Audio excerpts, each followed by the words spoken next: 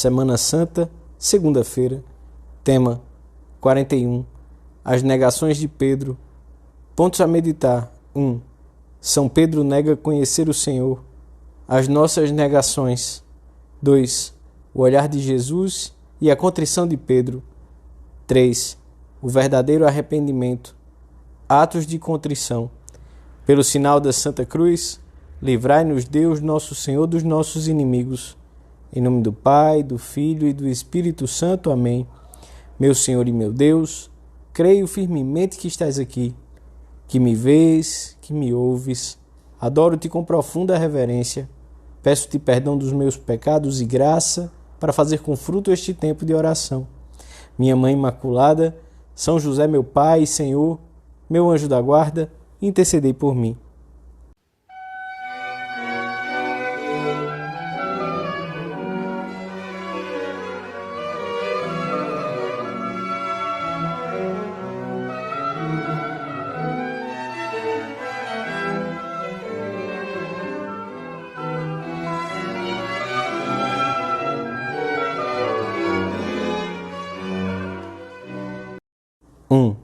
Enquanto se desenrolava o processo contra Jesus diante do Sinédrio, tinha lugar a cena mais triste da vida de Pedro. Ele que deixara tudo para seguir o Senhor, que vira tantos prodígios e recebera tantas provas de afeto, agora nega-o rotundamente. Sente-se encurralado e, sob juramento, nega conhecer Jesus. Estando Pedro embaixo no átrio, chegou uma das criadas do sumo sacerdote. Fixou os olhos em Pedro, que se aquecia, e disse-lhe: também tu estavas com Jesus de Nazaré. Ele negou-o: não conheço, nem sei de quem falas. E saiu para a entrada do pátio, e um galo cantou. A criada que o vira começou a dizer aos circunstantes: este faz parte do grupo deles. Mas Pedro negou-o por segunda vez. Pouco depois, os que ali estavam diziam a Pedro: certamente tu és um deles, pois também és galileu. Então ele começou a praguejar e a jurar: não conheço esse homem de quem falais. Pedro negou conhecer o seu Senhor, e com isso negou também o sentido profundo da sua existência, o de ser apóstolo, testemunha da vida de Cristo, o de confessar que Jesus é o Filho do Deus vivo, sua vida honrada, sua vocação de apóstolo, as esperanças que Jesus depositara nele, o seu passado, o seu futuro, tudo começa a ruir. Como foi possível que dissesse: não conheço esse homem? Uns anos antes, um milagre realizado por Jesus tivera para ele um significado especial e profundo. Ao presenciar a pesca milagrosa, a primeira delas, Pedro compreendera tudo. Caiu aos pés de Jesus e disse-lhe: afasta-te de mim, Senhor, porque sou um homem pecador. Tanto ele como seus companheiros estavam assombrados. Foi como se num instante tivesse visto tudo claramente: a santidade de Cristo e a sua condição de homem pecador. O preto percebe-se em contraste com o branco, a escuridão em contraste com a luz, e o pecado em contraste com a santidade. E então, enquanto seus lábios diziam que pelos seus pecados se sentia indigno de estar ao lado do Senhor, os seus olhos e toda a sua atitude pediam a Jesus que jamais o deixasse separar-se dele. Foi um dia muito feliz. Ali começou realmente tudo. Então, Jesus disse a Simão: não temas, doravante serás pescador de homens. E trazendo as barcas para a terra, deixaram tudo e o seguiram. A vida de Pedro teria, desde então, um objetivo maravilhoso: amar a Cristo e ser pescador de homens. O resto seria meio e instrumento para esse fim. E agora, por fragilidade, por se ter deixado dominar pelo medo e pelos respeitos humanos, Pedro desaba. O pecado, a infidelidade em maior ou menor grau, é sempre uma negação de Cristo e do que há de mais nobre em nós, dos melhores ideais que o Senhor semeou no nosso íntimo. O pecado é a grande ruína do homem. Por isso, temos de lutar com afinco, com a ajuda da graça, para evitar todo pecado grave, os que resultam da malícia, da fragilidade ou da ignorância culposa, e todo pecado venial deliberado. Mas, se tivermos a desgraça de cometê-lo, temos de tirar proveito do próprio pecado, pois a contrição fortalece a amizade com o Senhor. Os nossos erros não devem desanimar-nos nunca, se reagimos com humildade. Um arrependimento sincero é sempre ocasião de um encontro novo com o Senhor, e dele podem derivar consequências inesperadas para a nossa vida interior. Pedro levou 1 hora para cair, mas levanta-se num minuto e sobe mais alto do que estava antes de sua queda. O céu está cheio de grandes pecadores que souberam arrepender-se. Jesus recebe-nos sempre e alegra-se quando recomeçamos o caminho que havíamos abandonado.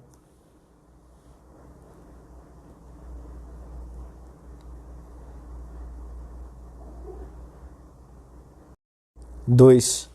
Maltratado, o Senhor é levado para outro lugar através de um dos átrios. Então, voltando-se, o Senhor olhou para Pedro. Seus olhares cruzaram-se.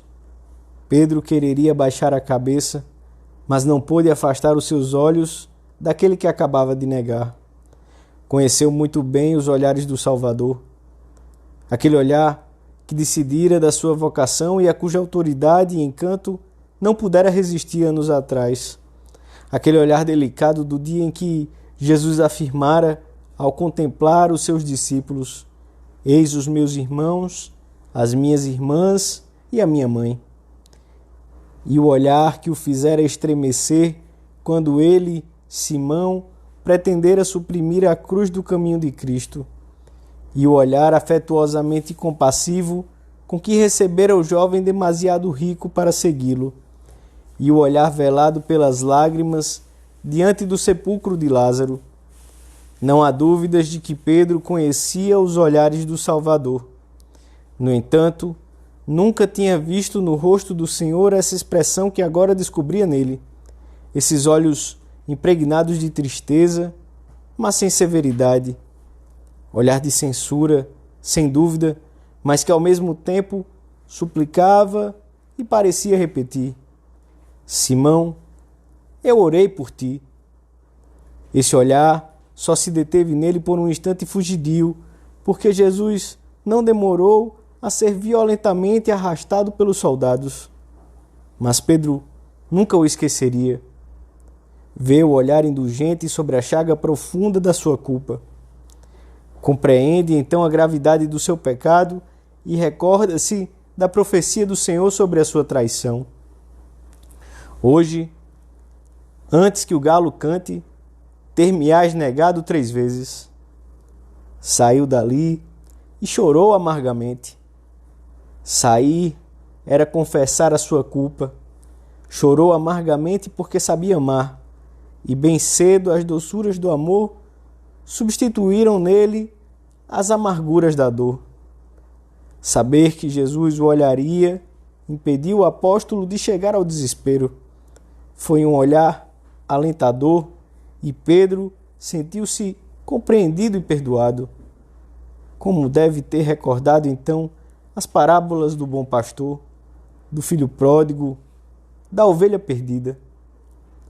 Na vida de Pedro, vemos refletida a nossa própria vida. Dor de amor, porque ele é bom, porque é teu amigo, que deu a sua vida por ti, porque tudo o que tens de bom é dele, porque o tens ofendido tanto, porque te tem perdoado, ele, a ti. Chora, meu filho, de dor, de amor. A contrição dá à alma uma particular fortaleza. Devolve-lhe a esperança, faz com que o cristão se esqueça de si mesmo e se aproxime novamente de Deus, num ato de amor mais profundo. A contrição enriquece a qualidade da vida interior e atrai sempre a misericórdia divina. Os meus olhares deixam-se atrair pelo humilde, pelo coração contrito que teme a minha palavra. Cristo não terá inconveniente em edificar a sua igreja sobre um homem que podia cair e que caiu. Deus conta também com os instrumentos débeis para realizar, se arrependem, as suas grandes obras, a salvação dos homens.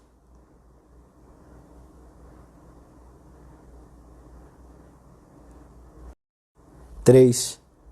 Além de nos dar uma grande fortaleza, a verdadeira contrição prepara-nos para ser eficazes entre os outros. O Mestre passa, uma vez e outra vez, muito perto de nós. Olha-nos, e se o olhas, se o escutas, se não o repeles, ele te ensinará o modo de dar sentido sobrenatural a todas as tuas ações. E então, também tu semearás, onde quer que te encontres, consolo e paz e alegria. O olhar do Senhor recaiu também sobre Judas e incitou-o a mudar quando, no momento da sua traição, ouviu o mestre chamá-lo amigo. Amigo, com que propósito vieste? Não se arrependeu naquele momento, mas mais tarde, vendo-o sentenciado, tomou-se de remorsos e foi devolver as 30 moedas de prata. Mas que diferença entre Pedro e Judas! Os dois foram infiéis ao Senhor, embora de modo diferente.